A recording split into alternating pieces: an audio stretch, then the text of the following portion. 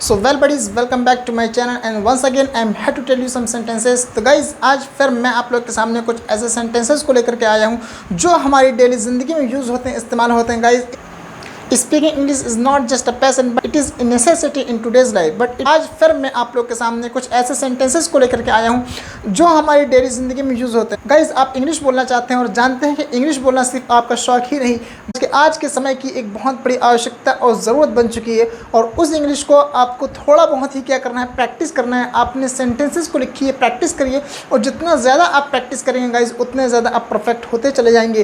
तो गाइज़ आज हम कुछ ऐसे सेंटेंस के बारे में बात करेंगे जो हमारी डेली ज़िंदगी में, डेली लाइफ में यूज़ होते हैं। तो गाइज़ चलिए स्टार्ट करते हैं। आज का हमारा जो सबसे पहला सेंटेंस है बहुत ही प्यारा सेंटेंस है। कभी कभी क्या होता है कि मैंने आपसे पूछ लिया क्या आप समोसा खाना चाहेंगे, या फिर मैंने आपसे पूछ लिया क्या आप पिज़्ज़ा खाना चाहेंगे, तो आप बहुत ही अच्छे अंदाज में बोलते हैं नेकी और पूछ पूछ, मतलब नेकी का भी काम कर रहे हैं और पूछ पूछ। तो इस सेंटेंस को आप इंग्लिश में किस तरह बोलेंगे? आप बोलेंगे good deed need no permit. Good deed need no permit, इसका मतलब होता है नेकी और पूछ पूछ होता है। कभी कभी आपने देखा होगा, अपने दोस्तों को देखा होगा। नाउ नेक्स्ट सेंटेंस अब हमारा क्या है गाइस, बहुत ही अच्छा सेंटेंस है। कभी कभी क्या होता है कि फॉर एग्जांपल मैं इंग्लिश बोल रहा हूँ, अब मेरे बाद किसी और की बारी आई, उसने पूछ लिया ये बताइए अब किसकी बारी है, तो आप बोलेंगे whose turn is it now, अब किसकी बारी है। या फिर आप बोल सकते हैं whose go is it now, अब किसकी बारी है। तो आप इसको इस तरह बोलेंगे। Now get to the next sentence. अब चलते हैं गाइज हम अपने अगले सेंटेंस की तरफ। बहुत ही अच्छा सेंटेंस है। कभी कभी क्या होता क्या है गाइज, आपने देखा होगा आजकल सेलफोन का दौर है और हर किसी के पास सेलफोन है। हर ऐरा गैरा नत्थु खैरा के पास सेलफोन है। आजकल एक बैल चलाने वाले के पास भी सेलफोन है, और सेलफोन ही नहीं बल्कि एंड्रॉयड, एक बड़ा सेलफोन, एक छोटा सेलफोन नहीं, एक बहुत बड़ा सेलफोन लेकर के लोग घूमते हैं, चलते हैं। बकरी चरा रहे हैं, मूवीज़ देख रहे हैं, बैल चला रहे हैं, मूवीज़ देख रहे हैं, गाने सुन रहे हैं। तो ऐसे ऐसे लोगों के पास आज के दौर में सेलफ़ोन हो चुका है। अगर आपको बोलना हो कि आजकल हर ऐरा गैरा के पास सेलफ़ोन है, तो आप इसको किस तरह बोलेंगे? आप बोलेंगे every Tom Dick and Harry has a cellphone. आप बहुत ही अच्छे से अंदाज में इसको बोल सकते हैं guys, every Tom Dick and Harry has a cellphone, मतलब हर ऐरा गैरा नत्थु गैरा के पास आजकल सेलफोन है। Now get to the next sentence. तो गाइज अब चलते हैं हम अपने अगले सेंटेंस की तरफ। और अगला सेंटेंस गाइज फॉर एग्जांपल कभी कभी क्या होता है कि आप मॉल वगैरह जाते हैं या फिर कई बड़ी शॉप जाते हैं, तो वहाँ पे जैसे ही आप कदम रखते हैं तो वैसे ही आपके वहाँ पे जो लोग होते हैं आपके पास आते हैं और पूछते हैं सर क्या मैं आपकी मदद कर सकता हूँ। तो आप इसको किस तरह बोलेंगे? आप बोलिएगा can I be of any help to you. Can I be of any help to you, क्या मैं आपकी कोई मदद कर सकता हूँ। या फिर सिंपल इंग्लिश में तो लोग बोलते हैं कैन आई हेल्प यू। ये तो कैन आई हेल्प तो हर कोई जानता है, हर कोई बोलता भी है, सुनते भी होंगे आप इंग्लिश कन्वर्सेशन के अंदर। लेकिन एक प्यारा सा सेंटेंस है और वो can I be of any help to you, क्या मैं आपकी कोई मदद कर सकता हूँ, क्या मैं आपकी कोई सहायता कर सकता हूँ। Now get to the next sentence. वो बहुत ही प्यारा सेंटेंस है। होता क्या है, कभी कभी आपने देखा होगा भाषण, अभी जैसे इलेक्शन का टाइम आता है तो लोग भाषण देना शुरू करते हैं, स्पीच वगैरह देते हैं, और स्पीच के अंदर जो है कहीं ना कहीं अपने बड़े बड़े वादे करते हैं। और वादे कैसे वादे होते हैं? भाइयों बहनों, पेट्रोल का दाम कम हुआ क्या नहीं, गैस का दाम कम हुआ क्या नहीं, ये बताइए। अब इस तरह के जो सेंटेंस हैं, है ना, अब अगर वहाँ पे आपके सामने कोई हो तो आपका मन क्या होगा बताइए। और अगर आप गए हों और आपके पास 100 रुपया हो और 1 लीटर आपको पेट्रोल लेना था और पेट्रोल 1 लीटर नहीं मिल पाया, उस वक्त आपका रिएक्शन क्या होगा? आप मुझको लिख करके बताइएगा। खोखले वचन, हाँ, अगर मुझे बोलना हो सर कि मुझे खोखले वादे, खोखले वचन पसंद नहीं है, I don't like hollow promises, या फिर आप बोल सकते हैं I don't like empty promises. इसका मतलब होता है मुझे खोखले वादे या मुझे खोखले वचन पसंद नहीं है। और अगर आपको पसंद है तो लिख करके बताइए, और नहीं भी पसंद है तब भी लिख करके बताइए। Now get to the next sentence. और गाइज अब हम चलते हैं अपने अगले सेंटेंस की तरफ। और मान लीजिए आप किसी शॉप पर जाते हैं, दुकान पर जाते हैं, आपको बुक ख़रीदना है, शॉप में आपको शर्ट्स ख़रीदना है या फिर आपको शूज़ ख़रीदना है। पेन ख़रीदना है, कुछ भी चीज़ ख़रीदना है, तो अगर आपको पूछना हो कि ये पेन कितने का है तो how much does this pen cost, या फिर अगर आपको बोलना हो कि ये कॉपी कितने की है, या फिर आपको बोलना हो कि ये बुक कितने की है, तो आप बोलेंगे how much does this book cost. या फिर आपको बोलना हो कि आपकी कार कितने की है, आपके पास कार है और कार बहुत प्यारी दिख रही थी, मैंने पूछा कि आपके पास जो कार है वो कितने की कार है, तो आप क्या बोलेंगे how much does your car cost. क्या बोलेंगे how much does your car cost. इसी तरीके से अगर मुझे बोलना हो सर कि ये सेलफ़ोन जिससे आप वीडियो बना रहे हैं ये कितने का है, तो आप बोलेंगे how much does this cellphone cost, how much does this cellphone cost, मतलब ये सेलफ़ोन कितने का है। नाउ अब हम चलते हैं गाइस अपने अगले पॉइंट की तरफ। और फॉर एग्जांपल आप बहुत जल्दी में हैं, ठीक, और वहाँ से आप वापस आना चाहते हैं। मैंने कहा बस मैं यूँ गया और यूँ आया। कभी कभी होते हैं, लोगों को देखा होगा आपने, बिल्कुल स्टाइल यही होती, मैं यूँ गया और यूँ आया, मतलब ऐसा गया और ऐसा आया, भले वो 1 घंटा लेट हो जाए 2 घंटा लेट हो, लेकिन अक्सर इस तरह बोलते हैं मैं यूँ गया यूँ आया, यूँ गया यूँ आया। तो आप इसको इंग्लिश में किस तरह बोलेंगे, आप बोलेंगे I will come back in Zifi. क्या बोलेंगे I will come back in Zifi. इसका मतलब होता है मैं यूँ गया और यूँ आया, मैं यूँ गया और यूँ आया। क्या बोलेंगे, मैं यूँ गया और यूँ आया, I will come back in Zifi, मतलब मैं यूँ गया यूँ आया, मैं यूँ गया और यूँ करके आया, I will come back in Zifi. और अगला सेंटेंस गाइज हमारा बहुत ही प्यारा सेंटेंस है। क्या होता है, फॉर एग्जांपल आप कहीं सफ़र कर रहे हैं, ट्रेन में बैठे हुए हैं या फिर बस में बैठे हुए हैं या फिर क्लास अटेंड कर रहे हैं, आपको थोड़ी जगह कम पड़ रही है, आपने कहा थोड़ा सा खिसकिए, मतलब थोड़ा सा सर की साइड हो जाइए, थोड़ी सी जगह बनाइए, तो आप वहाँ पे किस तरह बोलेंगे। होता है, आपने देखा होगा कुछ लोग ऐसे होते हैं बहुत ही मतलब सम्मान के साथ बोलते हैं, और जब हम सम्मान के साथ किसी को बोलते हैं कि थोड़ा सा साइड हो जाइए, थोड़ा सा शिफ्ट हो जाइए, तो वहाँ पे हम में लगाते हैं। लेकिन जब हम सम्मान के साथ विनम्रता के साथ बोलते हैं, एकदम हम वहाँ पे यूज़ करते हैं वुड का। जैसे मुझे बोलना हो कि प्लीज़ थोड़ा साइड हट जाइए, तो आप क्या बोलेंगे, आप बोलेंगे would you please move a bit.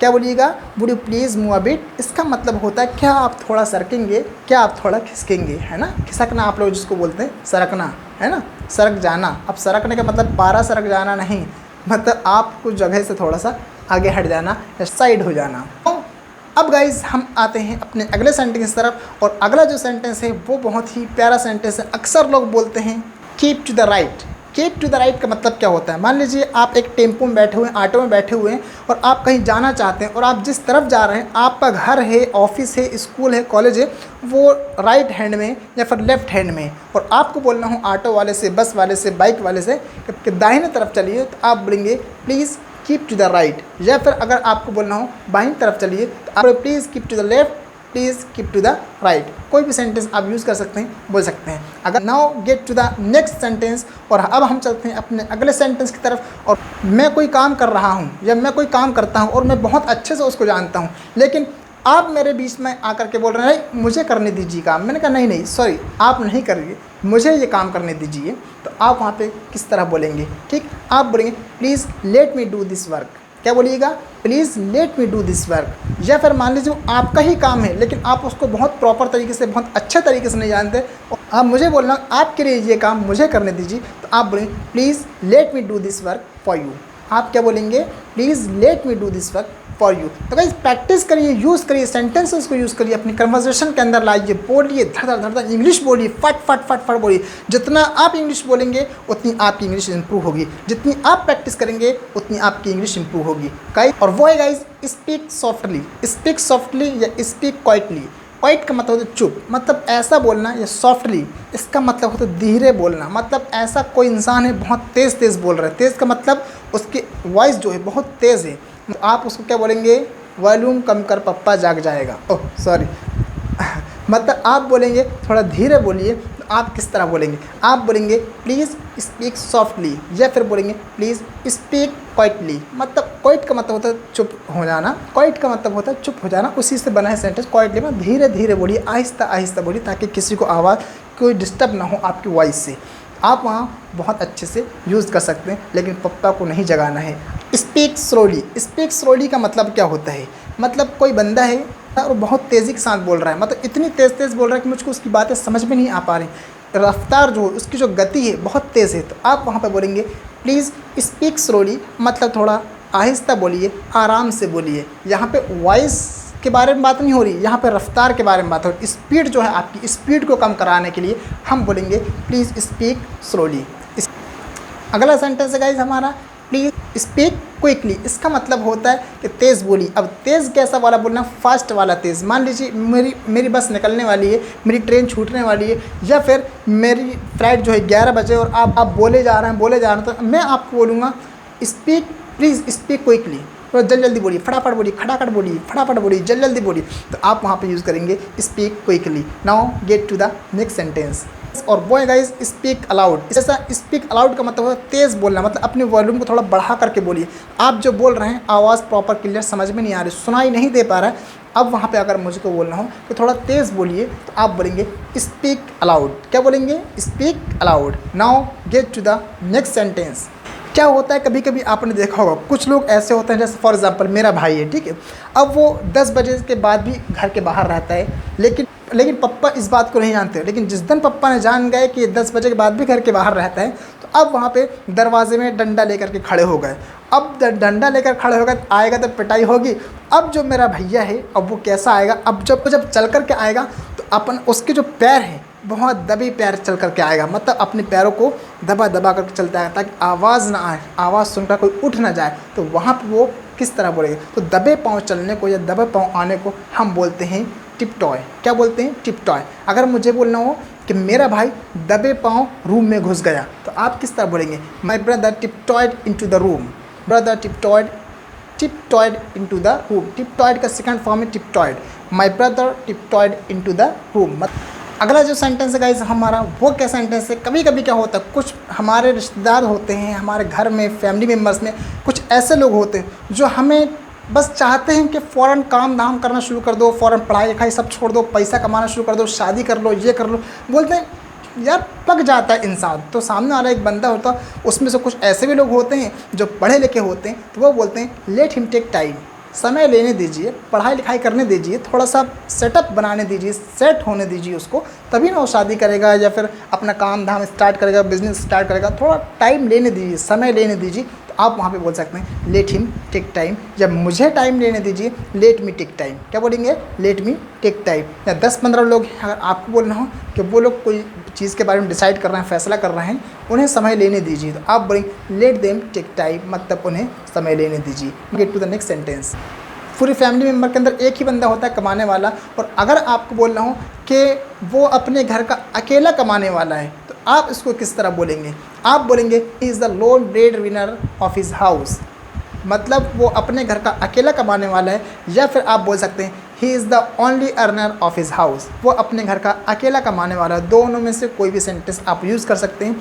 He is the loan bread winner of his house, या फिर he is the only earner of his house, मतलब वो अपने घर का अकेला कमाने वाला है। इसी तरीके से और भी सेंटेंस को देखते हैं गाइस। अगला जो हमारा सेंटेंस है वो है लॉकडाउन ने हर किसी की कमर तोड़ के रख दिया, मतलब हर किसी को तोड़ कर रख दिया, चाहे वो गवर्नमेंट जॉब वाले हों, चाहे प्राइवेट जॉब वाले हों, कोई भी हों। अब वहाँ पे एक सेंटेंस अक्सर लोगों के मुंह से मैंने सुना है, न्यूज़ वगैरह में सुना है, इसी तरीके से सुना है। लोग कहते हैं यार बोनस तो छोड़ो, वेतन तक के मुझे नहीं मिला है। तो आप इसको किस तरह बोलेंगे? बोनस तो छोड़ो, तो आप बोलेंगे leave the bonus, I did not even get my salary, मतलब बोनस को छोड़ दीजिए, बोनस की बात मत करिए, मुझे तो अपनी सैलरी तक नहीं मिली है। तो आप वहाँ पे इस सेंटेंस को बोले leave the bonus, I did not even get my salary. इसी तरीके से अगर बोलना हो ब्याज तो छोड़िए, उसने मूलधन भी नहीं लौटाया, मतलब जो पैसा दिया था मैं वो भी नहीं लौटाया, ब्याज की तो छोड़ दो। तो आप बोलेंगे लीव द इंटरेस्ट। आप क्या बोलेंगे? Leave the interest, he did not return even the principal amount, मतलब ब्याज को छोड़ दीजिए, उसने मूलधन जो पैसा दिया गया था उसको तक नहीं लौटाया। तो आप इस सेंटेंस का यूज़ करते हैं leave the interest, he did not return even the principal amount. इसी तरीके से हमारा अगला सेंटेंस उसने मेरी मदद करना तो छोड़ो, उसने मेरे बारे में पूछा तक नहीं। कभी कभी होता है ना, हम लोग बोलते हैं यार छोड़ी मदद क्या बात कर रहे हैं आप, उस मदद करने की बात तो छोड़ दीजिए आप, उसने मेरे बारे में पूछा तक नहीं।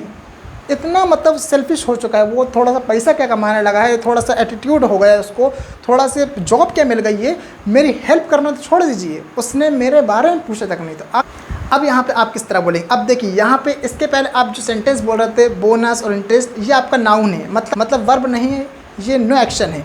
अब यहाँ पे जो मदद करना हेल्प, ये आपका एक्शन है, वर्ब है, तो यहाँ पे आप ing लगा देंगे। और किस तरह बोलेंगे, live the helping me, he did not even ask about me, he did not even ask about me, मतलब मदद करना तो छोड़िए, उसने मेरे बारे में पूछा तक नहीं। इसी तरीके से अगर मुझे कहना हो कि मुझसे बात करना तो छोड़िए, उसने मेरी तरफ देखा भी नहीं, मैं बहुत उम्मीद के साथ गया था कि चलो यार मुलाकात होगी, ये बातचीत होगी, बहुत सी बातें निकलेंगी, पुरानी बातें, लेकिन हुआ ये कि उसने बात करना तो छोड़िए, मेरी तरफ देखा तक नहीं। तो आप किस तरह बोलेंगे, आप leave talking to me, he did not even look at me, मतलब बात करना तो छोड़ो, उसने मेरी तरफ देखा तक नहीं। तो गाइज ये सब सेंटेंसेस को आप यूज़ करिए अपनी कम्युनिकेशन के अंदर, इंटरेक्शन के अंदर, और अपनी कम्युनिकेशन को स्ट्रॉन्ग बनाइए। जितना ज़्यादा आप प्रैक्टिस कर सकते हैं प्रैक्टिस करिए। प्रैक्टिस एक ऐसा हथियार है, प्रैक्टिस एक ऐसी चीज़ है गाइज जो आपको स्पीकर बना सकती है, जो आपसे इंग्लिश बोलवा सकती है। और इंग्लिश ये सिर्फ आपकी पैशन, शौक ही नहीं, ये आपकी एक ज़रूरत बन गई है आज की ज़िंदगी के लिए, आज की लाइफ के लिए। तो गाइज लेते हैं ब्रेक, बाय, चाओ, नाइस मीटिंग यू।